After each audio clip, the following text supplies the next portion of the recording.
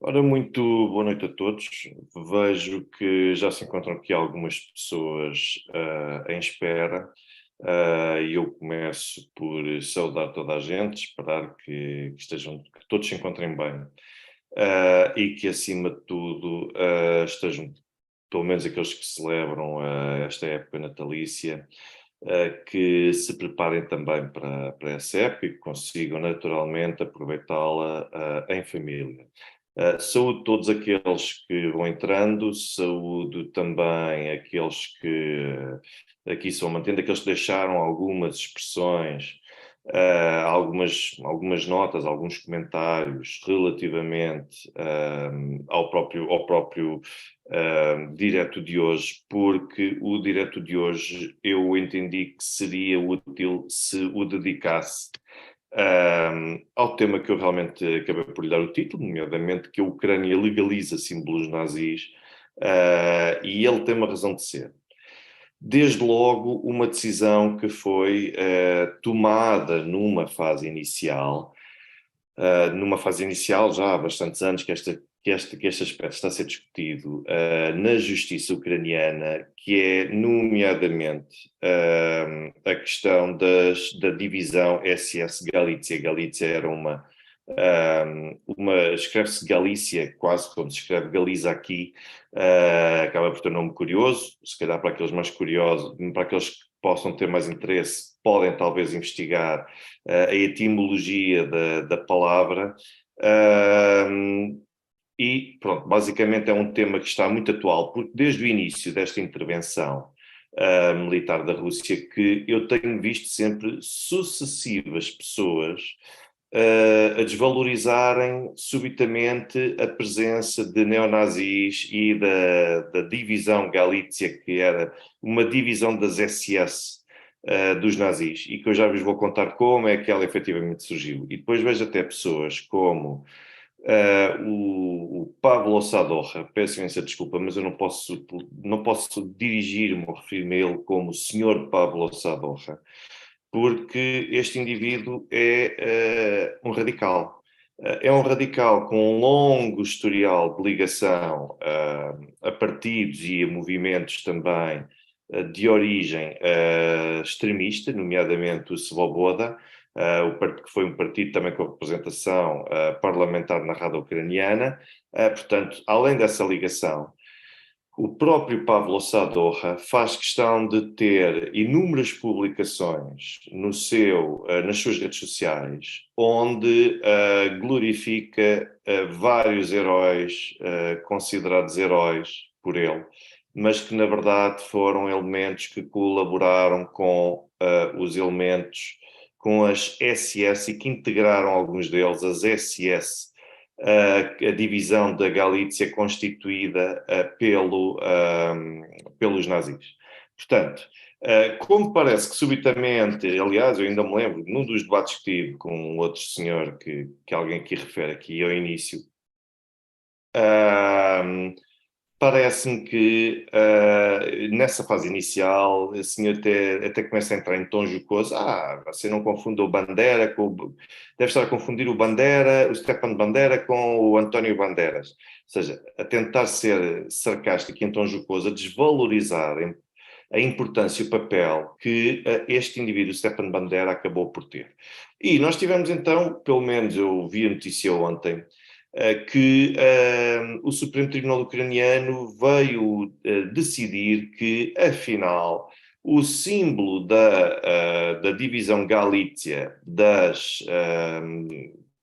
divisão SS Galícia, que afinal não é um símbolo nazi. Ora bem, eu vou-vos mostrar o símbolo da Galícia, da SS, da divisão SS Galícia. Que é para vocês verem muito bem o que é que aqui está. Portanto, é mais fácil se for assim. Eu acho que é mais fácil se for assim. Portanto, eu vou partilhar convosco assim, só para as pessoas terem uma noção do símbolo que se está a falar. Deixem-me ver se eu consigo partilhar agora convosco. É só para conseguirem perceber se o que é que está aqui em causa? O que é que o Supremo Tribunal ucraniano entendeu que não deveria ser considerado como simbologia nazi? E também vos vou explicar o porquê de como é que se chega a uma conclusão destas através da retórica. Ora bem, aqui vem o leão. É curioso vocês verem aqui este leão com 3 coroas.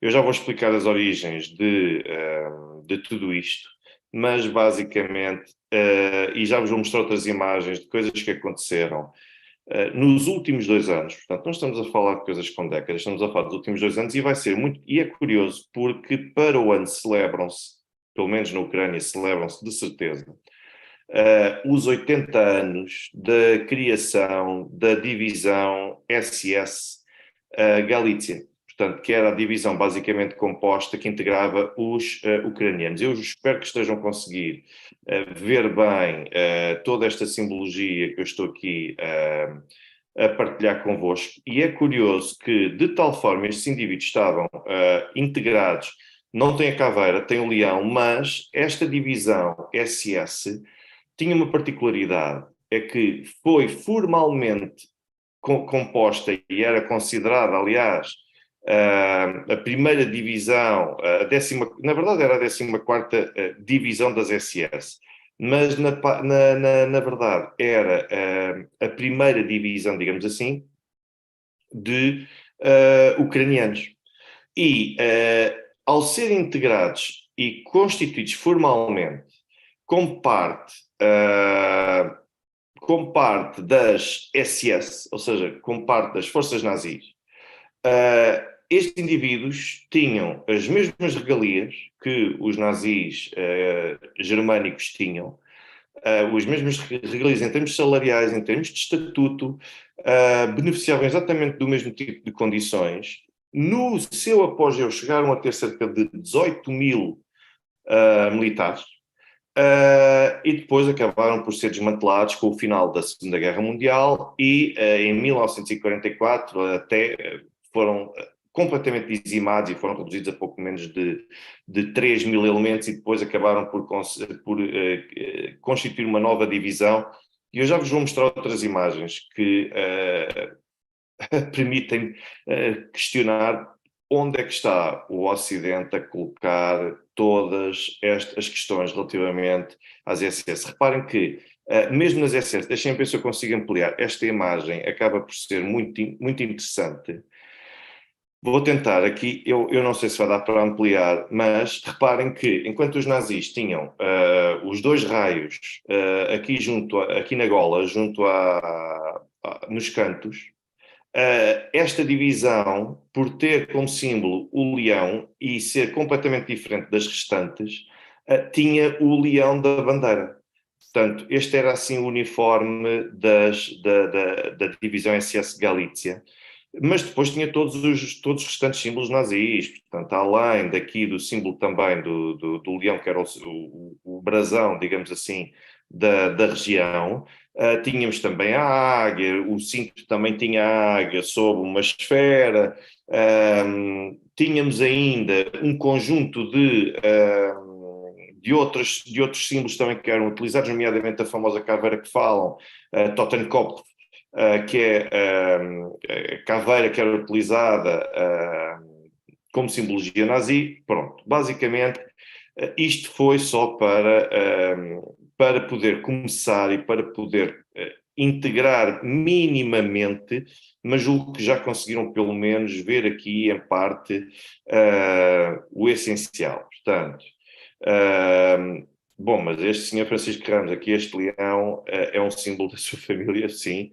O problema é que o leão, aliás, é utilizado também por parte do... Tudo isto acaba por ter sempre várias origens e várias inspirações, e nós vemos, por exemplo, que se encontra também como símbolo oficial também no brasão do Reino Unido, entre outros. Mas muito bem. Vamos àquilo, basicamente, a este aspecto que basicamente interessa. Eu não queria deixar ainda de vos dar outras 2 informações.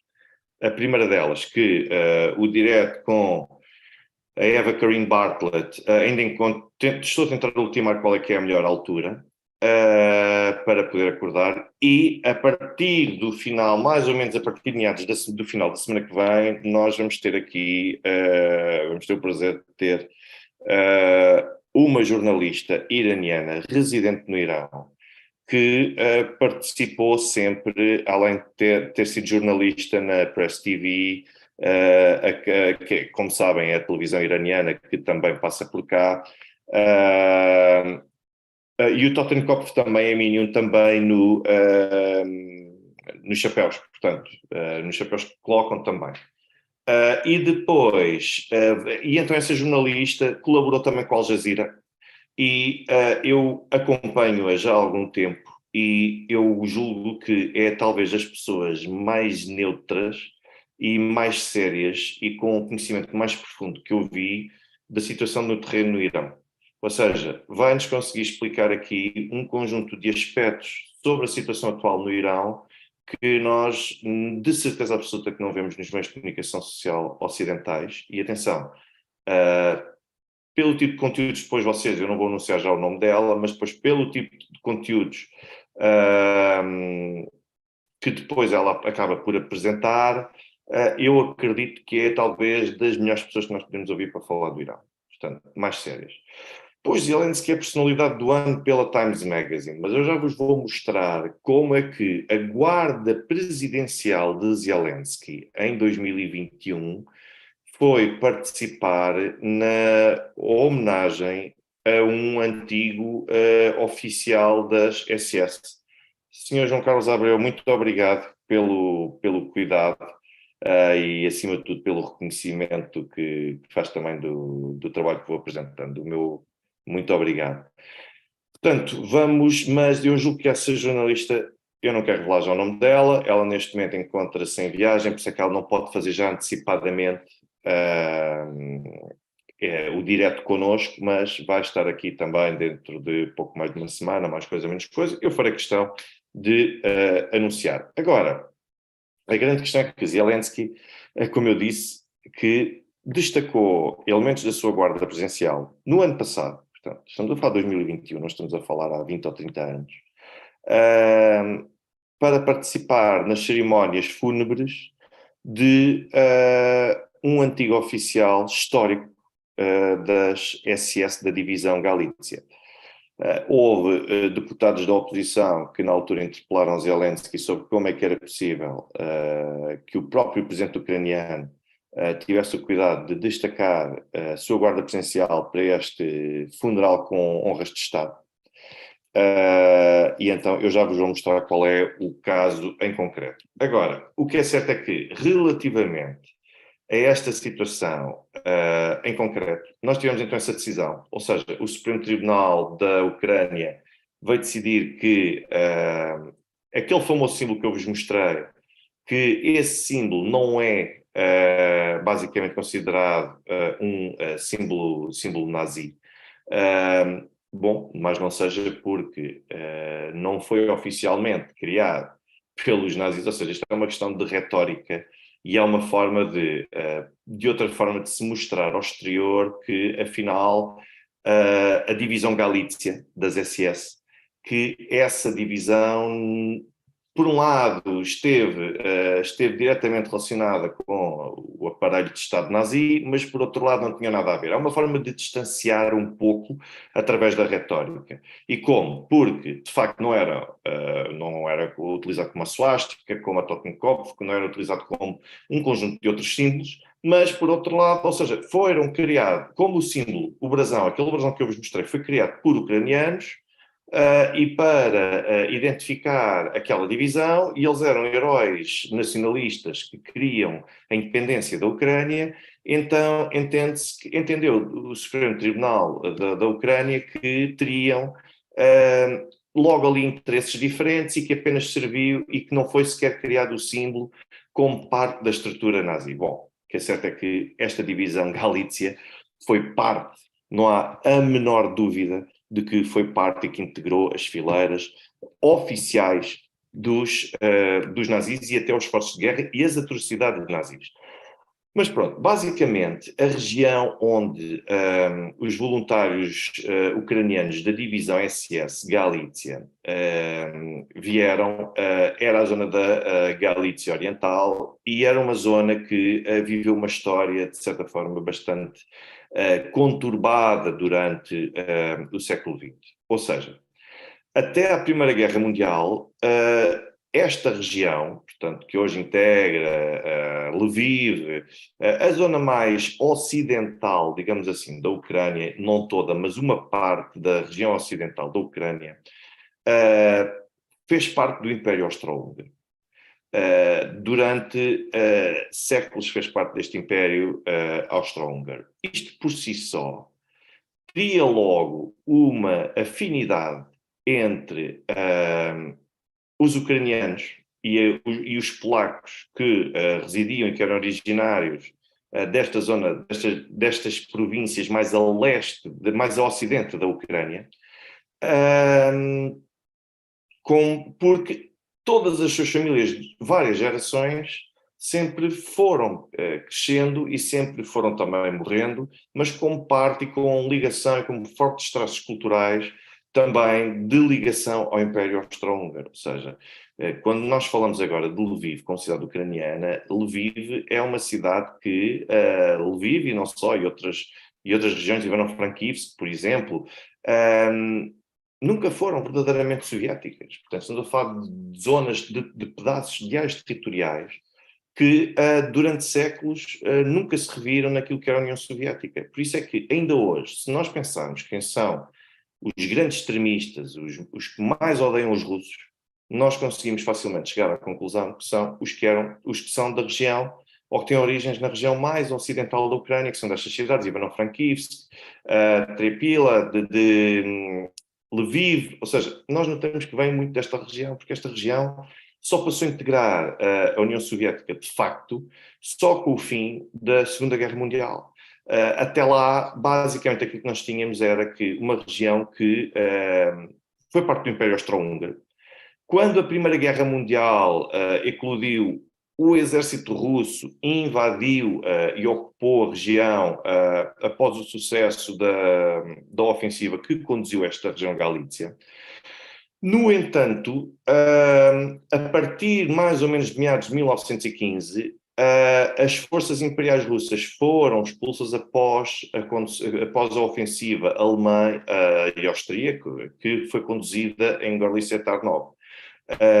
O Império Russo, pouco depois, entraria em colapso, menos de 2 anos depois, com as revoluções russas de 1917. E mesmo depois da Revolução, quando a Primeira Guerra acabou, a verdade é que ficou um pouco como uma região de ninguém.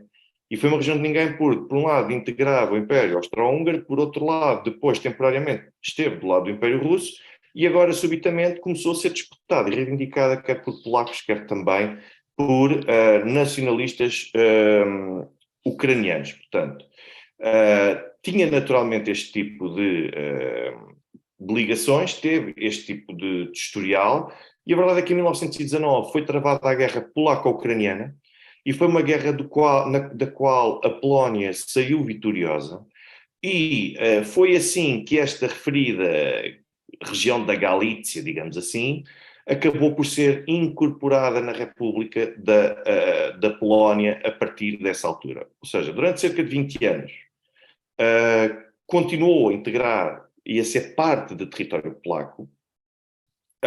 Em agosto de 1939, como vocês todos sabem, a Alemanha e a União Soviética assinaram o pacto Molotov-Ribbentrop, que era, na verdade, um pacto de não agressão, onde acabaram por ser acordadas as esferas de influência, quer germânicas, quer também soviéticas.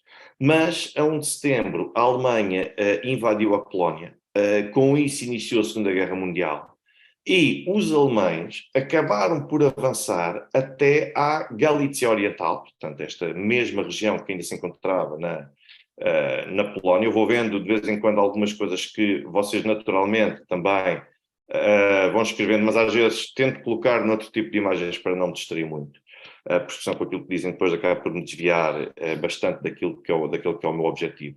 Mas os alemães, logo em setembro de 1939, eles acabaram por sitiar a capital da Galícia Oriental, que na altura era conhecida como Lvov, com 2 Ws, e agora é conhecida como Lviv. Os alemães conduziram vários ataques à cidade, foram sempre repelidos esses ataques pelos defensores, pelas linhas de defesa polacas, e os alemães acabaram por exigir a rendição dos polacos. O que é que acontece? Que, nessa altura, os soviéticos também já tinham começado a invadir a Polónia. E no dia 17 de setembro, os soviéticos invadiram a Polónia a partir do leste, com a justificação de quererem proteger aqueles que são os não polacos nesta mesma região. Ou seja, a Polónia, e sobretudo em concreto a zona da Galícia Oriental, durante os anos entre as guerras, foi sempre povoada por inúmeros povos, que não apenas os polacos, mas também, sobretudo, os ucranianos. E como a maior parte do exército polaco estava a lutar contra os alemães, isso facilitou, de certa forma, o caminho para que a União Soviética conseguisse invadir e ocupar esta mesma zona da Galícia Oriental.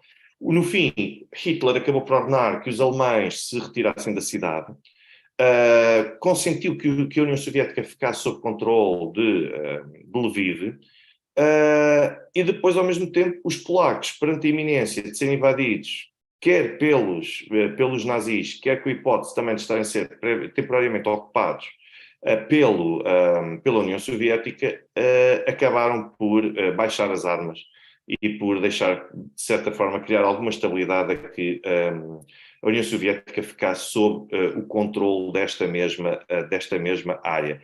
Claro que depois a Galícia, esta famosa região da Galícia, que hoje é a zona ocidental da Ucrânia, volto a dizer, a zona mais ocidental da Ucrânia, acabou por ser incorporada muito obrigado, Sr. José Tinoco, pelas suas palavras e pelo seu reconhecimento também, é extremamente importante.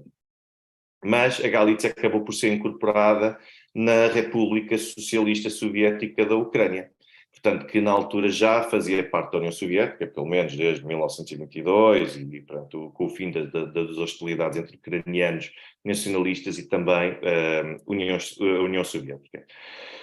Ora bem, a verdade é que os ucranianos tinham aqui um dilema, é que desde já agradeço também, Sra. Romano, agradeço imenso o contributo financeiro, agradeço o reconhecimento, portanto, o meu muito obrigado pela sua contribuição, que é extremamente importante. A verdade é que os ucranianos continuavam a acalentar já há bastantes anos a intenção de terem um Estado independente. E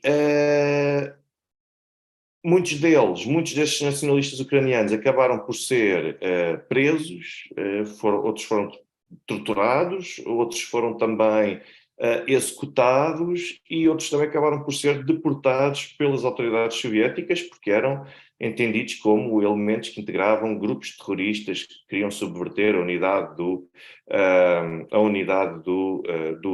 Estado, naquele caso da União Soviética. Mas reparem que também os polacos acabaram por ser vítimas também do terror de Joseph Stalin naquela altura. Temos naturalmente também esses registros. Isso está também mais do que documentado, que de facto naquela altura houve aqueles que ousavam resistir à liderança soviética também acabavam por ter retaliações. E depois, nós tivemos outra situação muito curiosa, é que nós tivemos nacionalistas ucranianos que acabaram por integrar o governo geral que fazia parte da Polónia, que era ocupada pelos alemães, e os ucranianos teriam, de certa forma, começado aqui. Alguém? Ok, deixa eu ir terminar. Terei que procurar o vídeo, ok. Estava aqui a ver a vossa troca de galhardetes. Mas, basicamente, começou aqui uma colaboração mais acesa com os alemães, que foi iniciada por membros da organização ultranacionalista dos nacionalistas ucranianos. É a famosa OUN, é um ONU, mas é um ONU que não é a ONU como nós a conhecemos hoje. Se quisermos traduzir para Portugal, portanto, para português ficaria Organização dos Nacionalistas Ucranianos, ficaria ONU, mas se calhar mais vale a Organização de Ucranianos Nacionalistas, mais vale pôr as coisas assim para não se confundirem as duas ONUs de certa forma. Ora bem, a verdade é que, uma vez mais, tal como já, por exemplo, aconteceu na União Soviética, e como muitas vezes acontece neste tipo de grupos que ou são separatistas, ou são revolucionários, e têm visões diferentes sobre o rumo a estratégia que querem seguir para aquele movimento. No OUN, na Organização dos Ucranianos Nacionalistas, ocorreu uma divisão e passaram a haver duas alas. Desde logo, a OUN moderada, portanto, que era liderada, a OUN-M, que era uma ala mais moderada, por Andrei Melnik, e depois tínhamos a ala radical, que era liderada, que era conhecida também por OUN-B, por ser liderada por Stepan Bandera.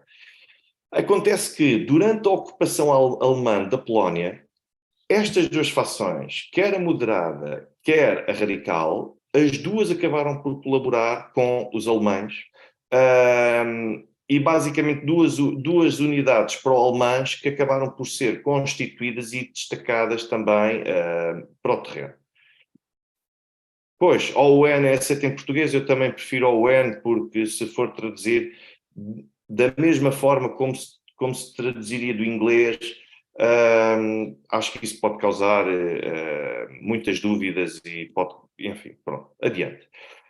Bom, basicamente, como eu referi, nós tínhamos então duas unidades pró-alemãs distintas dentro da OUN. Nós tínhamos, depois foi constituído o batalhão Nachtigall e o batalhão Holland. Vou colocar aqui os nomes para vocês saberem, porque o meu alemão, pelo facto de ser nulo, o meu conhecimento alemão não quer induzir ninguém em erro naturalmente, mas quero que fiquem a saber à mesma quais são os nomes, se tiverem curiosidade em procurar. Ora bem, estes dois batalhões participaram da ofensiva alemã contra a União Soviética, que começou em junho de 1941.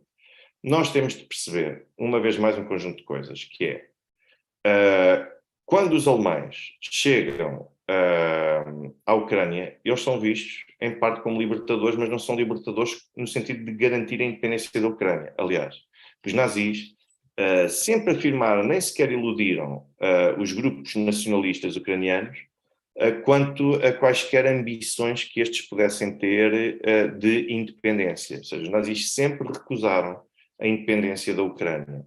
O problema é que, entre estarem sujeitos a Joseph Stalin, estarem sujeitos à União Soviética, ou terem a hipótese de eventualmente mostrar que são úteis para o Reich e esperar como é que as coisas evoluem para poderem eventualmente mais tarde ensaiar uma campanha independentista de facto, eles entenderam na altura, de forma bastante ingênua, diria eu, que teriam muitos mais ganhos, apesar de ser uma aliança de oportunidade, mas poderiam ter muitos mais ganhos se colaborassem com os nazis.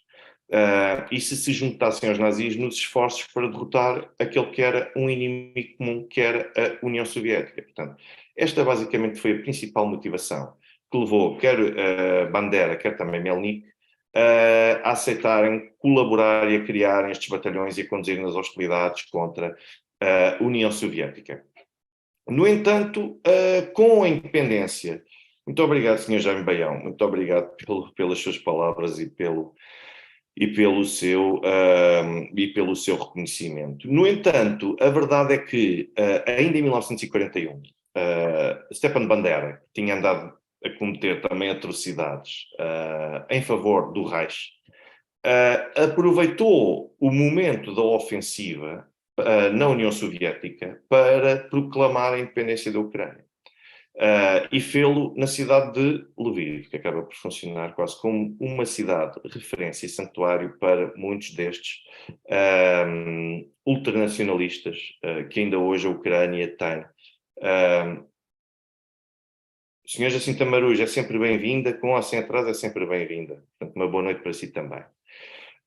O que acontece é que os alemães, naturalmente, que não gostaram do que Stepan Bandera fez, que foi proclamar a independência da Ucrânia, ainda para mais na região da Galícia, e aquilo que acabaram por fazer foi prender Bandera.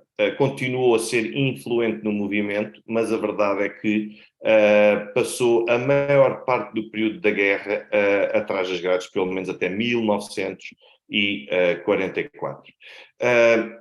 O que acontece é que não era Bandera sozinho que estava a proclamar a independência, ou seja, havia muitos outros membros da OUN que também apoiavam esta ideia. O que é que aconteceu? Na prática, os alemães acabaram por perseguir, por prender e até por assassinar vários membros da OUN que eram considerados rebeldes, e como também como parte de movimentos subversivos e que colocavam em causa a estabilidade e até os projetos do Reich. Portanto, para que, entre aspas, estar a perder tempo com ideais secessionistas ou independentistas, quando se pode liquidar desde já o movimento, ainda por cima se os tipos até acabam por ser inúteis com esta indisciplina, ou seja, garante-se a estabilidade através deste assassinato que se fez. Ora bem, esta era basicamente a forma de pensar também dos nazis, nesta altura, daí terem detido, terem executado, terem prendido, mantido em cativeiro também vários seguidores de Bandera, mas a partir deste momento, a verdade é que os alemães, em vez de estarem unidos com a OUN a combater a União Soviética, a verdade é que os alemães estavam a tentar resolver a instabilidade e até mesmo a hostilidade que tinha com aqueles que deveriam ser os seus aliados no terreno. Portanto, e em 1941 ainda, em agosto de 1941, 2 meses depois do início da incursão, do início da incursão na União Soviética, os 2 batalhões acabaram da OUN, acabaram por ser retirados, e depois aquilo que os alemães decidiram fazer foi proceder a uma reestruturação da forma como os ucranianos eram utilizados no campo de batalha. E foi assim que eles criaram a famosa divisão SS-200, ainda na altura como batalhão 201. Ou seja, houve vários ucranianos que acabaram por ter tarefas de forças de segurança. Houve outras também que tiveram de proceder a ações mais ligadas, mais vocacionadas para os meios de defesa, mas é muito importante frisar o seguinte, é que algumas das unidades ucranianas pró-nazis da altura fizeram parte das várias unidades que procederam à procura, à detenção e ao extermínio de judeus também na Ucrânia. Isto também é uma outra evidência. A zona da Galícia Oriental, ou Galícia, acabou por ser incorporada juntamente com o território ocupado pelos alemães posteriormente no Reich, e então os alemães tinham os ucranianos ali à mão e aproveitaram-se deles mesmos para criar uma unidade Waffen-SS ucraniana. Ou seja, isto à partida pode ser paradoxal, porque as pessoas podem pensar, bom, mas os ucranianos não eram vistos como sendo pessoas eslavas, como raças inferiores. Faz algum sentido eles quererem, em vez de exterminá-los, quererem utilizá-los, integrá-los, ainda por cima, através da constituição de uma divisão SS só de ucranianos? Faz sentido, pela seguinte razão, é que o título oficial, desde logo, desta divisão, era considerada a 14ª Divisão Waffen Grenadier da SS, e depois tinha também como nome Halichina, que é um pouco a remeter para a Galícia número 1, e mais tarde tornou-se e acabou por se chamar Primeira Divisão Ucraniana do Exército Nacional Ucraniano. Mas o que é certo é que os nazis usaram os ucranianos para para criar uma unidade desta natureza após o fracasso da Batalha de Stalingrado. Como sabem, a Batalha de Stalingrado foi uma derrota copiosa para os nazis, e nada melhor do que os nazis usarem os ucranianos para integrar e ter acesso às mesmas regalias para poderem, a partir dali, sacrificar os ucranianos, povos eslavos, e ao mesmo tempo, se morrerem, sacrificam-se os ucranianos. Se não morrerem, aliás, quem vai para a linha da frente tinham de ser os ucranianos. Se não morrerem, pelo menos ajudam os nazis a desgastar e até mesmo a tentar destruir. Na altura achava-se que era possível destruir a União Soviética. Portanto, os eslavos aqui tinham uma importante tarefa, uma importante função. Reparem que os nazis referiam-se à Galícia como, sempre referindo-se à expressão Halicina, porque eles queriam evitar um termo que poderia ser considerado subversivo, que seria ucraniano. Portanto, mais valia referirem-se a este tipo de ucranianos como sendo os membros da Galícia, ou sendo oriundos da Galícia. Portanto, não alimentar qualquer tipo de aspirações independentistas, incluindo através da semântica. Ora bem, o que acontece é que nós tivemos um conjunto de outras batalhas, portanto, foi criado depois em 1943 a famosa Waffen-SS Galícia, que eu já referi, e depois nós tivemos também o facto de terem sido feitas reivindicações por parte dos ucranianos para permitir que, de facto, estava só a ver aqui os comentários que vocês também me iam deixando, mas para que, de facto, foram feitas negociações que os ucranianos, e reivindicações que foram feitas pelos ucranianos para passarem a colaborar, pelo menos com a entrega total à causa. Claro que os nazis tinham várias hipóteses, ou seja, quem não quisesse colaborar já sabem muito bem qual era o fim que lhes era dado. Mas, com certeza que estes movimentos só têm a ganhar se tiverem as pessoas a identificarem-se e a reverem-se na causa. E, na altura, este mesmo Comitê Central ucraniano, que permitiu a criação desta unidade de SS da Galícia, era o Sr. Volodymyr Kubiovich. E o Sr. Volodymyr Kubiovich, que era o presidente, era o líder deste Comitê dos Ucranianos, veio impor como, entre várias reivindicações, a questão da prática religiosa de forma livre. Ou seja, vários sacerdotes ucranianos acabaram por integrar a divisão para fornecer serviços religiosos aos ucranianos, e depois esta mesma divisão seria utilizada sobretudo na frente oriental contra os comunistas. Portanto, isto também está documentado, aliás, há até outras áreas em que vocês podem recuperar e podem ver que até existem, por exemplo, os romenos também foram muito utilizados e instrumentalizados pelos nazis, porque era a forma de usar até o conhecimento que eles tinham do terreno e que tinham dos outros povos para, se é para os sacrificar, então que os sacrifiquem eles e não sacrifiquem os nossos. E tudo começou, de facto, com a questão de Stalingrado.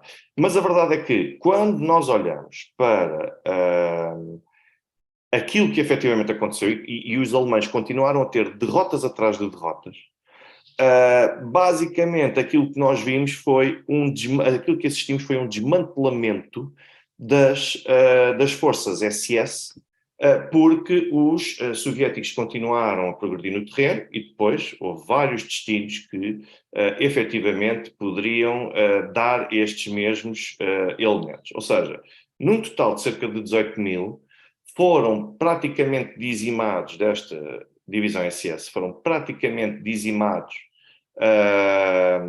cerca de 15 mil homens, pouco mais de 15 mil homens. E entre os outros 2 mil, uns foram detidos, cumpriram inclusivamente pena a partir de 1944 na União Soviética. Aliás, o Stepan Bandera acabou até por ser um deles, mas não só, não foi o único. E depois, também, por outro lado, outros acabaram por integrar novas unidades e novos esforços de combate dos nazis no terreno. Portanto, eu já vos mostrei que eles tinham, como é que era o tipo de indumentário que eles usavam. Eles eram treinados, sobretudo, quer na Polónia, quer também na Alemanha, e foi em 1944 que estas Waffen-SS acabaram por ter de ser alvo de uma nova reestruturação e foram anexadas ao exército germânico. Foi já aqui, perto da zona de Brody, nessa altura, que esta unidade foi cercada pelas tropas soviéticas. Como eu disse, vários deles foram dizimados, foram cerca de 2.800 aqueles que sobreviveram mais ou menos a todo este tipo de ataques, e depois, com os poucos que sobraram, foi criado então o exército revoltoso da Ucrânia. Em agosto de 1944, nós podemos até ver várias imagens do Himmler, que decidiu criar essa nova, no momento em que decidiu criar a divisão da Galícia, a partir daqueles que sobraram das unidades anteriores. E depois, além de combaterem na frente, a frente oriental incluía combaterem também. Não, estou a falar aqui de outra coisa. Basicamente, no outono, a partir do outono de 1944, já praticamente numa etapa mais final da Segunda Guerra, estes ucranianos continuaram a combater ao lado do Reich, mas estiveram na Checoslováquia para ajudar os alemães, estiveram também na Áustria, estiveram na zona da Eslovénia. Portanto, e mesmo já a 8 de maio de 1945, como vocês sabem, foi o dia do armistício, ainda aqui este exército nacional ucraniano, que era fiel aos nazis, ainda se encontravam a combater ao lado dos nazis, até que finalmente não tiveram hipótese e acabaram por se render aos países aliados. Ainda assim, nós tivemos vários seguidores, tivemos vários professores desta história toda, que acabaram por participar como elementos das divisões SS. Aliás, todo o historial desta divisão SS, o próprio Himmler reconheceu publicamente que, apesar de a iniciativa da limpeza étnica na região ter partido dos nazis, que estas divisões, que esta divisão SS Galícia, que ela teve uma participação e uma importância decisiva na execução desse plano. Portanto, o próprio Himmler acabou por chegar a essa conclusão, e não só. Estes ucranianos das Waffen-SS acabaram por participar também em atrocidades contra a população polaca, em várias aldeias, nomeadamente, por exemplo, em Huta Pieniaka, em Pitkamin e Palikrov. Estamos a falar pelo menos de 3 aldeias polacas, embora também em Volínia também seja uma outra zona bastante conhecida, onde houve a intervenção destes homens, e, claro, na Galícia, onde Himmler até reconheceu, terá dito qualquer coisa como: a vossa terra agora está muito mais pura, muito mais bonita, agora que já conduziram a limpeza étnica que se justificava. Portanto, estima-se basicamente que entre 50.000 a 100.000 polacos tenham sido vítimas às mãos dos ucranianos que integraram as SS. Portanto, isto é para vocês conseguirem perceber que existem naturalmente, que estão aqui verificadas várias diferenças. Estas coisas estão documentadas.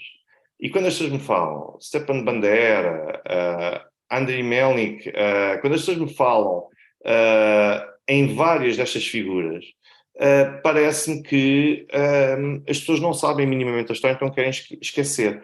E outras querem relativizar o facto de estes indivíduos, uma coisa é por uma questão de oportunidade e até tentativa de sobrevivência, eles tentarem negociar ou lidar aqui com os nazis, enfim, ter aqui algum jogo de cintura. Outra coisa completamente diferente é os tipos participarem nas atrocidades que eram conduzidas e serem cães de fila, se é que assim se pode chamar, na perseguição a judeus, na perseguição a eslavos, na perseguição a comunistas, portanto, na perseguição aos povos, basicamente, da Europa Oriental. E foi isso, efetivamente, que eles fizeram. E muitos fizeram-no de tal forma que nunca conseguiram abandonar, nem se desligar dessa mesma herança nazi que tinham. Pois, a senhora Jacinta Maruz diz que não tem pena dos polacos. Os polacos, é assim, eu tenho pena, eu tenho pena dos polacos até uma certa medida, que é a medida em que eu tenho pena dos polacos é que os polacos ao longo da história realmente são um povo que, já disse isto várias vezes aqui em diretos, mas sempre apanhou de todos os lados.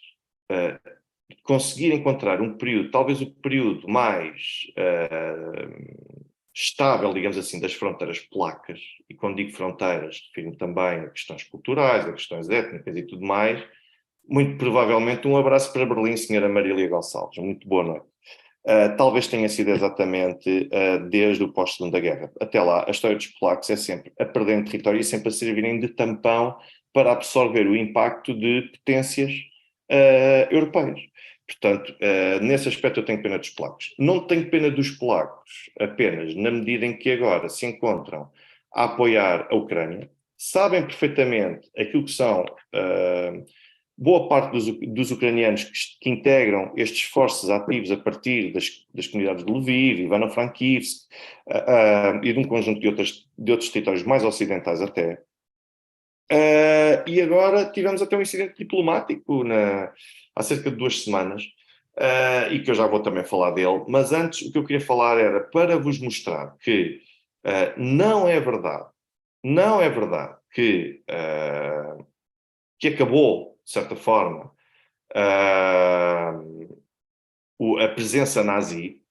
Reparem que eu até vos vou mostrar uma notícia que foi tornada pública há algum tempo atrás. Deixem-me ver se eu vos consigo mostrar. Porque é uma notícia, deixem-me ver se ele abre aqui, porque aquilo que mostra, deixem-me ver se eles aqui conseguem abrir, porque ele está aqui com algumas dificuldades em abrir e eu nem sei o porquê. Deixem-me ver se aqui abre. Ora bem, eu acho que ele vai conseguir abrir agora. Deixem-me ver. Era uma notícia que mostra. Era isso mesmo, era isso mesmo, era isso mesmo. Então, eu já vos vou mostrar uma notícia de 31 de janeiro de 2022. Portanto, 31 de janeiro de 2022, como podem ver, é manifestamente recente.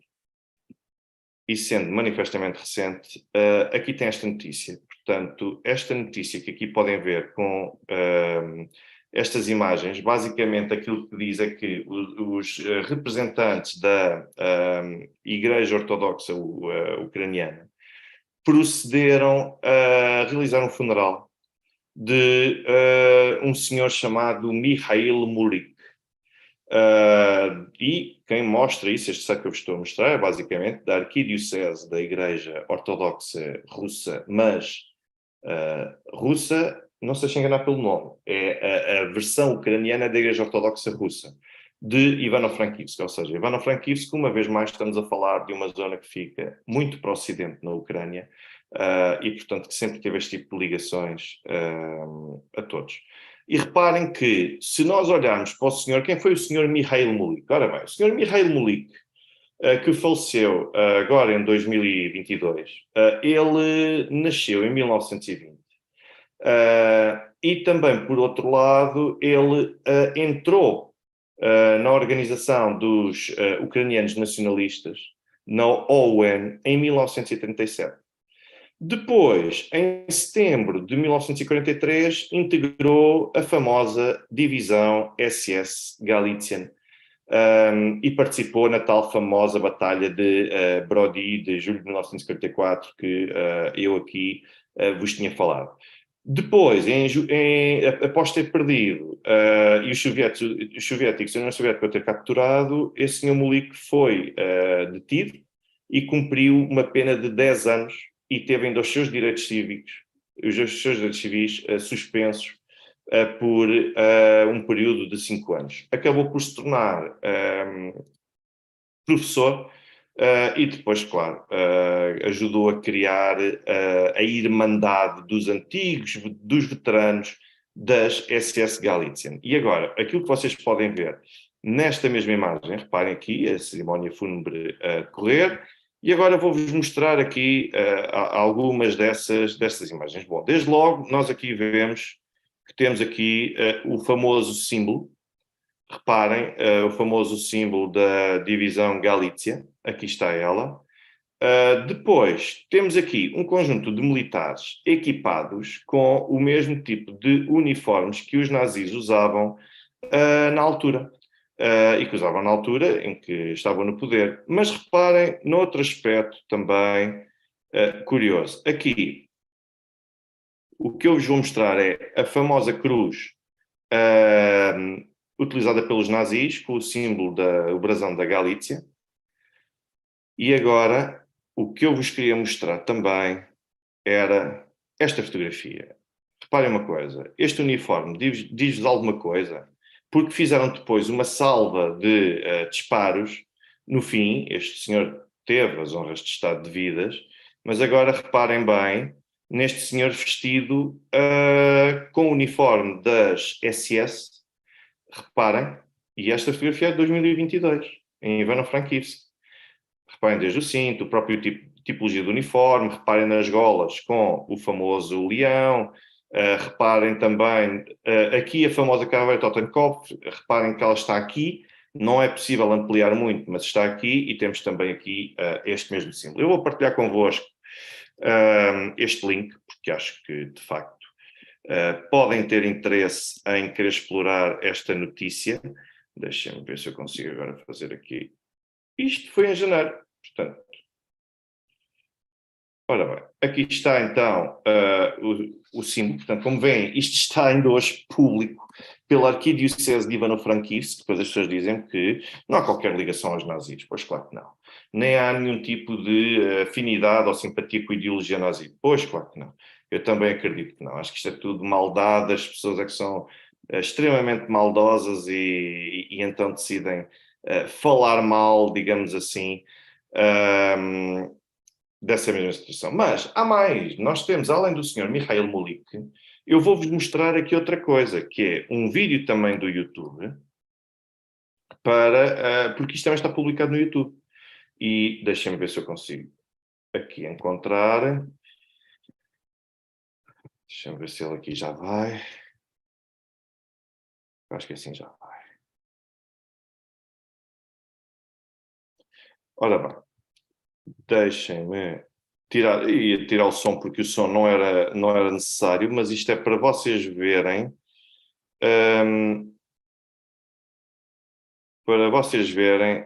estas coisas. Muito bem, aqui está o funeral do senhor. Vejam como as coisas está a decorrer. Vejam, aqui está o famoso brasão, o famoso símbolo. E agora reparem noutra coisa. Vamos ampliar aqui isto. Vamos ampliar esta imagem. Sabem o que é isto? É a famosa caveira Totenkopf de caveira nazi. Ou seja, isto é a fotografia do senhor quando estava a servir na divisão SS Galícia. E aqui reparem, Galicina, portanto, Mikhailom Mulikom, portanto, Ivano-Frankivsk, portanto, estão aqui a falar de veterano, referem-se ele como veterano, mas esta é a verdadeira Totenkopf, não é como aquela que as pessoas tinham importado do famoso ucraniano que estava ao lado de António Costa, portanto, e as pessoas usam esta fotografia, naturalmente, até com orgulho, para mostrar com orgulho que este era o veterano que combateu na Segunda Guerra, mas era visto como veterano porquê? Porque era visto como o veterano que combatia a União Soviética. Por isso é que as pessoas na Ucrânia colocam isto tudo ao mesmo nível, ou seja, apesar de estar a servir os nazis, como estava a participar na Segunda Guerra, a combater contra a União Soviética, então era um veterano de guerra. Portanto, e aqui vem mais um dos seus colegas, um dos membros da famosa Irmandade, mas isto tem mais coisas surreais que eu já vou tratar de vos mostrar. Reparem bem, a famosa cruz soviética, aqui está a famosa cruz, a cruz soviética, a cruz nazi, com o símbolo da Ucrânia, com o escudo da Ucrânia ao centro. Portanto, mas esta era a famosa cruz nazi. E esta é a realidade. Portanto, vejam que estes senhores não têm qualquer tipo de pejo em ser público, têm direito a honras de Estado, é reconhecido como um herói de toda esta população. E basicamente, olhem, aqui está outro, também vestido da mesma forma, aqui está a bandeira, reparem também neste uniforme, portanto, a tentar remeter para os motivos nazis e, basicamente, esta é a história que eu vos queria mostrar sobre estes mesmos indivíduos. Portanto, como veem, aqui está. Portanto, aqui está. Alguém está aqui a dizer. E aquilo são punhais à cintura, aqueles tipos, tipo SS, sim, é o grande reference. São exatamente esses. Aliás, o cinto tem até a famosa águia em cima da esfera com a suástica. Portanto, tudo isto é possível de ver. Portanto, tem aqui o vídeo, vou partilhar convosco.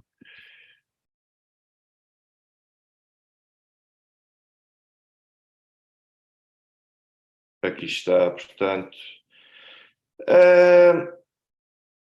E basicamente, como vocês podem ver, aqui está a realidade. Eu peço imensa desculpa, mas é que eu tenho tantas páginas abertas para partilhar de notícias convosco. Bem, estas notícias que aqui estão a dar, estão-me a dizer que este vídeo é de 2020. Sim, tem cerca de 2 anos, certo. Mas esta notícia, quando eu li, estão a falar aqui de 31 de janeiro às 17h13. Quer dizer, esse período temporal não altera muita coisa, porque na prática é exatamente esta a situação. Mas vamos a fevereiro de 2021. Vamos a fevereiro de 2021, onde nós vimos que houve também um outro funeral de um outro veterano da divisão Galícia, 23 de fevereiro de 2021. Este também é bom, porque este para mim ainda é o melhor de todos. Eu tenho aqui os vários conteúdos em separado e às vezes tenho que perder aqui algum tempo para vos poder mostrar o que é que aqui está. Um canal de televisão de Poltava que faz referência e faz alusão, vejam bem qual é que é a data do óbito, portanto veem que foi em fevereiro de 2021, eu vou partilhar convosco, portanto este é um canal de notícias de Poltava, totalmente ucraniano, portanto não há dúvidas, não são meios russos, nem são meios de teorias da conspiração, portanto, e morreu então este senhor Ivan Fialk, que morreu com 98 anos de idade. Vejam bem, aqui está o senhor outra vez, na altura com o uniforme, parte do uniforme militar. Isto continua por aqui abaixo a contar a história do senhor, e agora querem ver o que é mais... Vejam, mais uma salva de disparos que foi aqui conduzida por um conjunto de militares, que tiveram azar que foi no inverno, e agora vejam uma coisa. Estão a ver esta fotografia, sabem quem é este? Este é o Himmler. E foi o Himmler naquele famoso momento de 1944, quando finalmente tentaram aproveitar aquilo que restava do combate da Batalha de Brody para criar uma nova unidade de ucranianos que pudesse combater na frente leste. Agora, sabem quem é este senhor que aqui está nesta ponta? Este meio de comunicação de Poltava está a mostrar com orgulho uma fotografia do senhor que faleceu, que é considerado um veterano da Segunda Guerra, a desfilar aqui perante o olhar de Himmler, na altura em que ele passa as tropas em revista, como quem diz, neste caso podem-se considerar tropas, porque eram SS. Portanto, e aqui está então o link que não deixa dúvidas quanto às coisas. Portanto, está aqui tudo de forma absolutamente descarada, a forma como as coisas são publicadas e, portanto, como veem, faleceu aos 98 anos de idade. Não sei se as pessoas acreditam, há pessoas que acreditam em karma, outras não, mas até ver estes senhores têm morrido todos com 90 e muitos anos, portanto, não sei o que é que isso terá propriamente de kármico. E pronto, e aqui está ele então a mostrar-se com e devidamente fardado com a farda em maio de 1944 desta mesma divisão. Portanto, como podem ver, isto continua mais do que ativo e operacional. Portanto, eu queria ver se partilhava convosco o link uma vez mais. Deixa-me ver se consigo partilhar-vos o link. E aqui está, portanto, é uma comunicação social de Poltava, vocês podem ver as coisas que aí estão, portanto, e depois nós temos pessoas que admiram estes veteranos da Segunda Guerra, portanto, o Ivan Fialka, com 98 anos e com todo este percurso que ele teve, aqui está, portanto, basicamente, ele a desfilar junto do Himmler, e acho que já não existem grandes dúvidas quanto a esta realidade. Isto são só exemplos bastante recentes, e uma vez mais nós vemos esta concentração de população que é oriunda e que reside muito naquela área mais pró-germânica, mais pró-germanizada, que é exatamente a da Ucrânia mais ocidental. Portanto, isto para mim não deixa qualquer tipo de dúvidas. Mas depois há um outro registro também, que é relativamente às atrocidades cometidas pela divisão SS Galícia, onde está... foi no funeral deste senhor que o presidente Volodymyr Zelensky destacou parte da sua guarda. Até esse deputado da oposição que denunciou o caso até disse que a guarda presidencial ser destacada para honras de Estado a um indivíduo destes, ele próprio está incrédulo e diz alguém montou uma armadilha ao presidente Zelensky, no sentido, à espera que o próprio Zelensky desmentisse ou que se viesse justificar, dizendo que não sabia quem era o indivíduo. Zelensky ficou em silêncio. Ou seja, claramente, pelo menos faz acreditar que estava perfeitamente consciente de quem era a pessoa e para onde é que conduziu a sua parte da sua guarda, membros da guarda presidencial, para ajudarem à criação e à prestação de um tributo a este veterano das SS Galícia. Mas há mais, portanto, ou seja,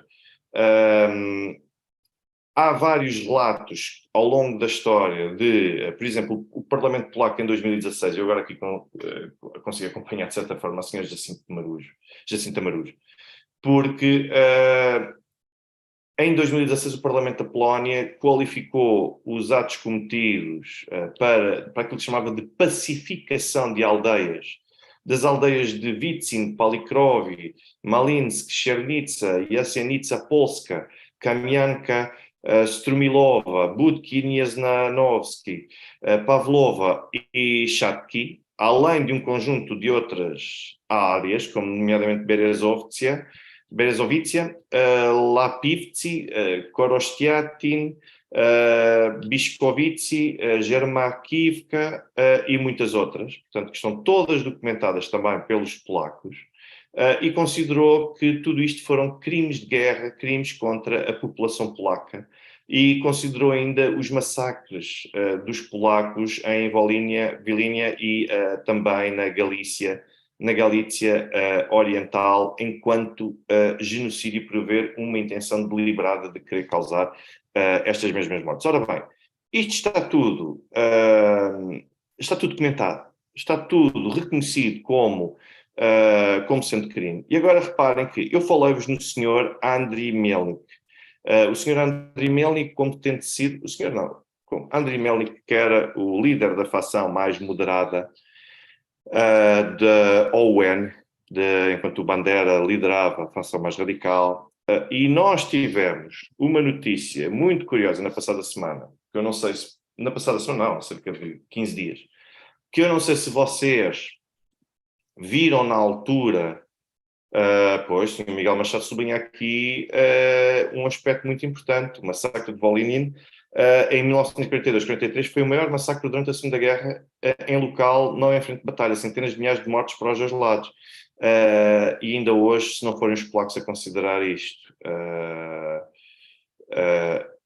um massacre, eu não vejo por aqui ninguém preocupado com estes veteranos das divisões SS e até mesmo da unidade do Exército Revolucionário da Ucrânia.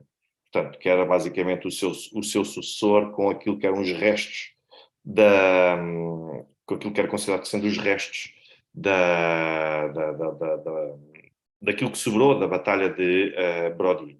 Agora, não sei se vocês viram, no final de novembro, uma notícia que a Varsóvia ficou furiosa com a nomeação de um novo ministro, ministro para o governo ucraniano. E porquê que eles ficaram furiosos? Ficaram furiosos os polacos porque este senhor foi nomeado ministro, mas negou que Stepan Bandera fosse responsável pelo assassínio em massa de polacos e judeus durante a Segunda Guerra Mundial e tinha uma justificação para a colaboração com a Alemanha nazi. Este senhor, curiosamente, tem o mesmo nome, exatamente o mesmo nome do do indivíduo que liderava a facção moderada da OUN. Chama-se também Andriy Melnik. E chama-se Andriy Melnik e eu desconheço, eu tentei procurar de alguma forma, ainda não consegui, mas não tive muito tempo para isso, confesso. O problema não são os 120 mil russos servirem os nazis. O problema é o Estado russo os considerar como heróis. A grande diferença é essa, porque nós encontramos naturalmente pessoas a servirem os nazis de todo o tipo de nacionalidades e de todo o tipo de etnias e culturas. O problema é depois os seus estados de origem considerarem-nos heróis. A grande questão é essa, e acho que é isso que ainda é difícil de compreender por muita gente. Não é por acaso que o Batalhão Azov também é um símbolo, também tem simbologia nazi, tem ideais nazis, também tem, e depois, bom, o grande problema é ver esse reconhecimento. Depois tinha Miguel Machado, Lvov tinha elite polaca e burguesia judia. Tinham, e depois estavam, lá está, as ligações ao Império Austro-Húngaro acabaram por criar várias linhagens de sucessores que conduziam, que de facto acabaram por ter maior afinidade com estas mesmas, talvez mais com os alemães. Mas agora eu vou-vos mostrar este mesmo senhor, Andriy Melnik. Eu não tive muito tempo para procurar, mas eu julgo que ele tem, à partida faz sentido que tenha algum tipo de ligação,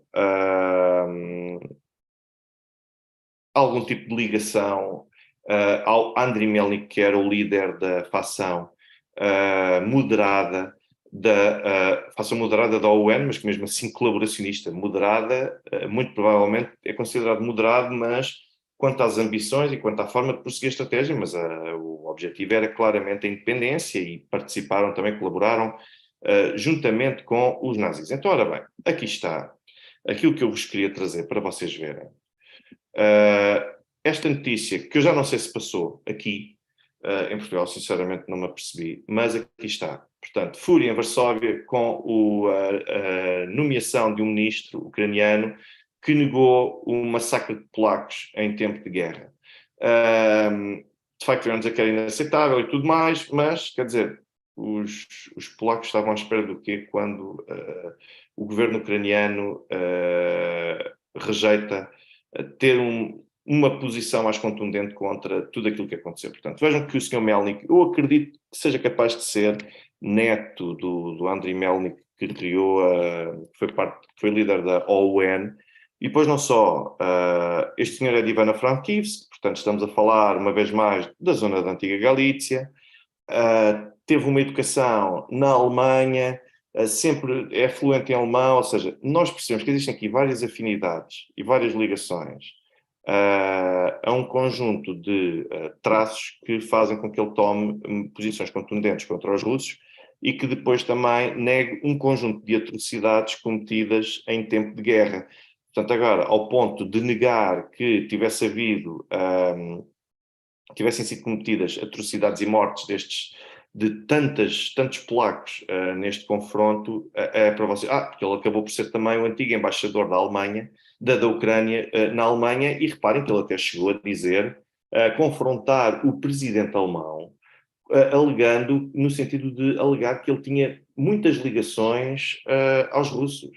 Reparem bem ao ponto a que isto chega, portanto, e depois ele acabou por se afastar e agora é considerado um membro do governo. Portanto, como veem, isto está tudo aqui presente. Acho que não há muito por onde fugir, pessoas que me neguem este tipo de coisa. Eu vou pôr aqui esta notícia para quem tiver interesse.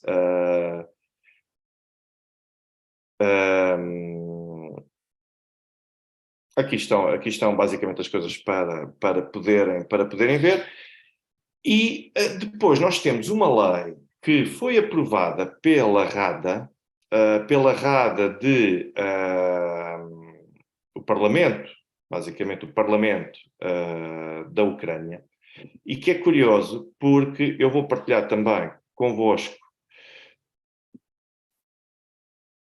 Exatamente, esperem lá que eu vou partilhar convosco essa lei que vem proibir a difusão e a utilização deixem-me ver onde é que isto anda, que eu agora já perdi aqui um pouco.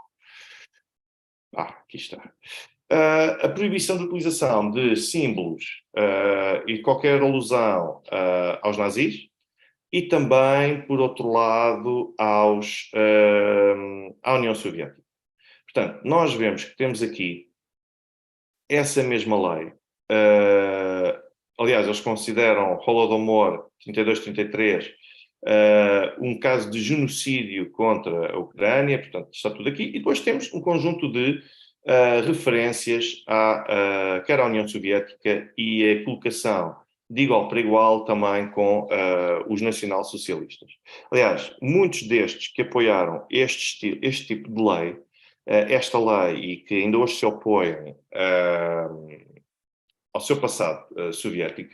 Eu cheguei a ler o Pavlo Sadorra, que é um admirador, confesso, de Bandera e tem lugar nos meios de comunicação social portugueses. Portanto, vejam bem que a comunicação social, ou o nível cultural da comunicação social portuguesa, ou aquilo que a comunicação social portuguesa está a seguir, uma estratégia muito semelhante àquela que estes bandeiristas seguiram com os nazis, ou seja, não se importarem de se aliar a quem quer que seja, desde que se consiga atacar e derrotar um inimigo comum. Portanto, é assim o ponto em que se encontra este Pablo Sadorra, mas muitos deles, incluindo este indivíduo, vêm dizer que a Segunda Guerra Mundial só terminou em 1991 com a independência da União Soviética. O Pablo Sadorra tem este artigo escrito.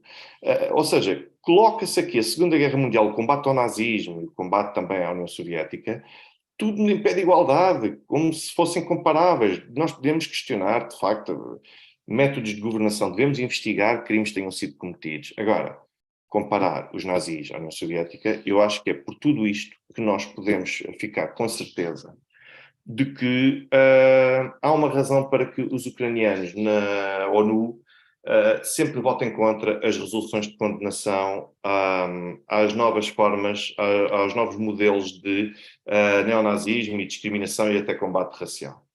Portanto, eu vou partilhar também este artigo. O que eu basicamente vos queria deixar aqui era exatamente esta noção de que os neonazis estão vivos, estão bem patentes na sociedade ucraniana. Não confundir os ucranianos no sentido de se generalizar todos os ucranianos como sendo todos nazis ou todos adeptos do nazismo.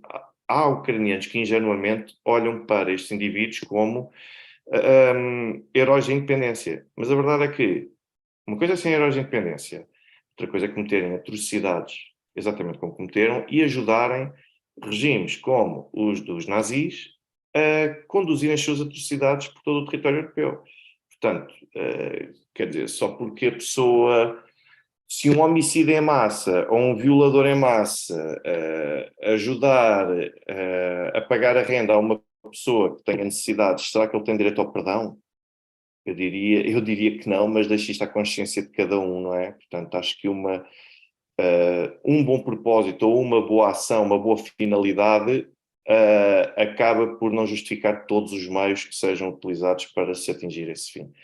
Isto é um pouco de Maquiavel até, mas o Maquiavel já há cerca de 600 anos sabia muito bem o que dizia, isto por isso é pouco claro. Eu vou-vos deixar, antes de terminar, vou-vos mostrar um vídeo que eu aqui tenho, naturalmente, e que é um vídeo que mostra como é que a BBC seguia e considerava a realidade da Ucrânia em 2014, nomeadamente no que diz respeito ao Batalhão Azov e à realidade da extrema-direita também no país. Portanto, eu vou partilhar convosco e espero e já voltamos outra vez à conversa para as despedidas. Deixem-me só partilhar convosco, porque acho que é um vídeo extremamente importante e que data de 2014.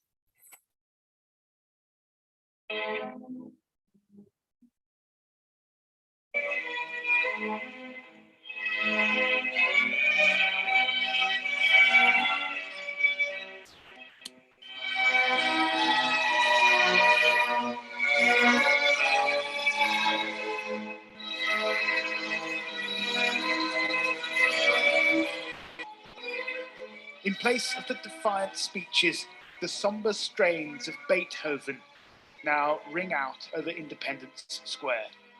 This revolution is moving into a new phase. But amidst the flowers and the children's tributes, flashes of something more sinister.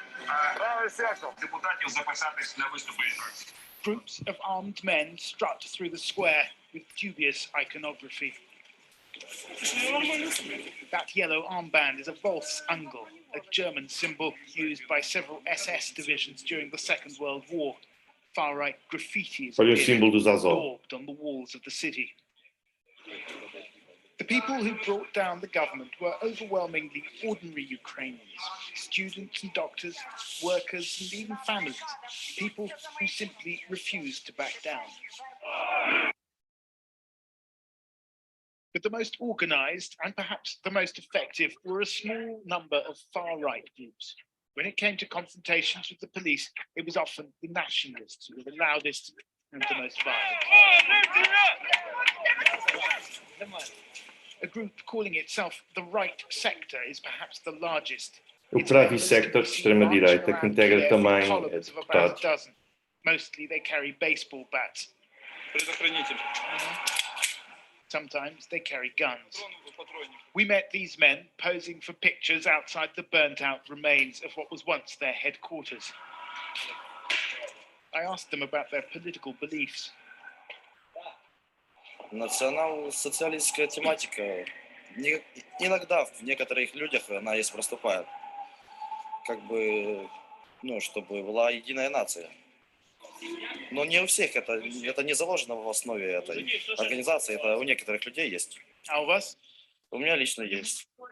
В смысле? Объясните. Мне как бы нравится эта идея единой нации. Я хочу, чтобы нация была единая, чтобы... Não é o David Attenborough, embora pudesse ser, porque esta fauna merece uma atenção específica. Чистая нация. Не то, что там, как бы у Гитлера как было, но в своем роде немножко, маленько, но было, чтобы своя нация. What about the East, I asked? What about Crimea, where many Ukrainians feel close historical ties to Russia? Кому нравится Россия, пусть едут в Россию. Украина будет только для украинцев. Police have largely disappeared from the streets of Kiev. Law and order is maintained by so-called self-defense groups. Not all hold extreme views, but those who do are often shy of the cameras. we got a late night phone call from another group known as C14, inviting us to meet their leader at their new base. It turned out to be the former headquarters of the Communist Party, now occupied by the far right. Reparem que aquilo que ele diz é que esta era a antiga sede do Partido Comunista em Kiev e agora ocupada pela extrema-direita. It's our general mission to totally ruin chains that connect our country with the imperial power from the past. And that being Russia. Yes, and Russia, not only Russia, Soviet Union. Are you a Nazi? No, I don't think I'm a Nazi. I'm a Ukrainian nationalist. What does that mean? The main confrontation is about that some ethnic groups have control many business structures, some economic, some political forces, and Which ethnic groups? Russians and Jews and the Poles. It may be.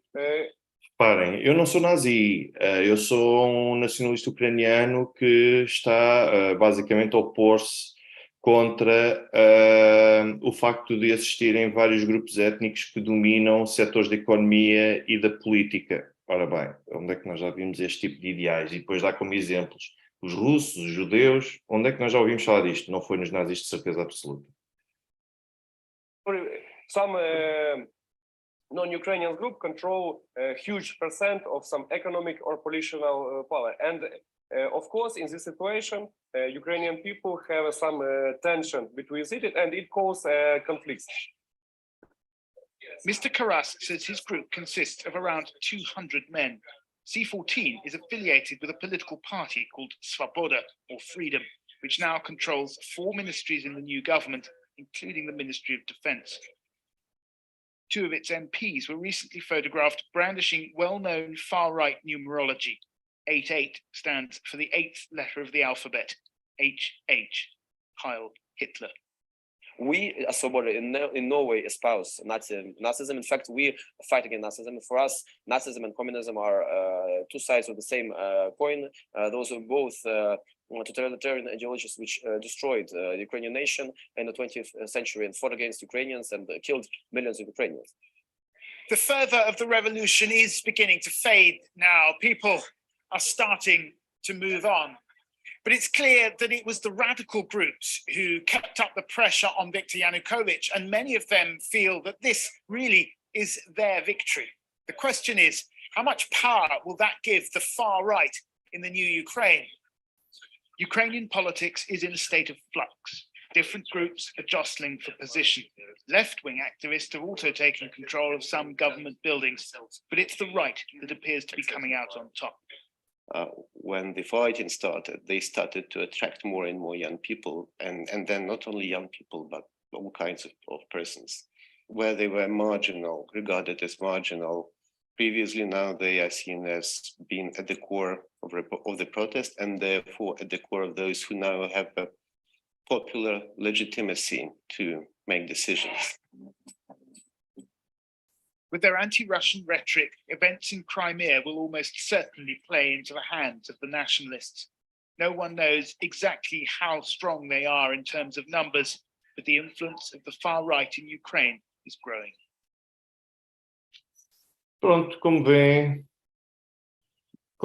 era assim que em 2014 facilmente se chegava, a BBC conseguia chegar a neonazis e a um conjunto de outros. Eu vou disponibilizar estes links todos depois na descrição. Eu agora aqui só tenho o vídeo, é uma questão agora de eu procurar, porque sei como é que eu hei de procurar, mas depois eu vou colocar na descrição, porque acho que depois, se eu colocar só no chat, as pessoas não conseguem, a posteriori, aceder a esses links, portanto eu vou colocar depois na descrição. Mas pronto, é para vocês verem o que era uma parte da Ucrânia, o que é. Viram até ali aquelas faixas amarelas logo ao início, com símbolos do batalhão Azov, que agora toda a gente diz que é mentira, é pura mentira, eles não têm nada de nazi, nada. E portanto, aí está a realidade na Ucrânia ainda hoje, e agora então mais do que nunca. E é este tipo de grupos que nós estamos a ajudar a alimentar, o Parlamento, a Comissão Europeia agora está a utilizar, a dirigir contra a Hungria, o facto de a Hungria recusar aprovar, digamos assim, 18 mil milhões de euros, mais 18 mil milhões de euros a serem canalizados para a Ucrânia, para poder apoiar indivíduos desta natureza. Há ucranianos que efetivamente precisam, a maior parte da população ucraniana precisa, mas nós temos ainda, com muitas ligações ao governo ucraniano e ao poder político, ao aparelho de Estado ucraniano, este tipo de indivíduos. Portanto, e é isto que depois temos a Comissão Europeia a apontar o dedo e as baterias ao Viktor Orbán, porque eles rejeitam dar um cêntimo que seja à Ucrânia, ao mesmo tempo que depois, um país que nem sequer pertence à União Europeia, e que tem os índices de corrupção que tem, e depois a Ucrânia a Hungria está ainda à espera de 7.500 milhões de euros para poder ajudar o próprio país, ainda por causa daquilo que teve de suportar por causa do Covid. E as justificações bom, mas os húngaros são Estado-membro da União Europeia, mas há muitas questões sobre corrupção no país, e o país não cumpre os padrões de direitos humanos, quer dizer, e a Ucrânia cumpre. A Ucrânia nem sequer é um Estado-membro da União Europeia e querem que os húngaros aceitem 18 mil milhões de euros para a Ucrânia, depois de tudo aquilo que já ajudaram a passar. Acho que é demagogia e, infelizmente, continuamos sem assistir a ninguém disponível para querer estar a favor ou sequer questionar este tipo de medidas que estão aqui a ser postas. Portanto, as pessoas estão numa cegueira completa, é preciso dar para a Ucrânia, vamos dar tudo para a Ucrânia e ponto final. Portanto, basicamente, isto era o que eu tinha para vos trazer hoje, e voltarei com certeza muito brevemente, e espero acima de tudo com mais informações sobre os diretos. Portanto, muito obrigado a todos. Eu agradeço desde já todos os comentários que deixam, as questões que colocam, as contribuições financeiras, que são muito importantes como demonstração também de reconhecimento do trabalho que é levado a cabo por mim neste canal, os gostos que colocam também nos diretos, nos lives e também nos vídeos que vou partilhando. Tudo isso é muito importante para ajudar a dar dimensão e ajudar a expandir o canal. Desejo uma boa noite a todos.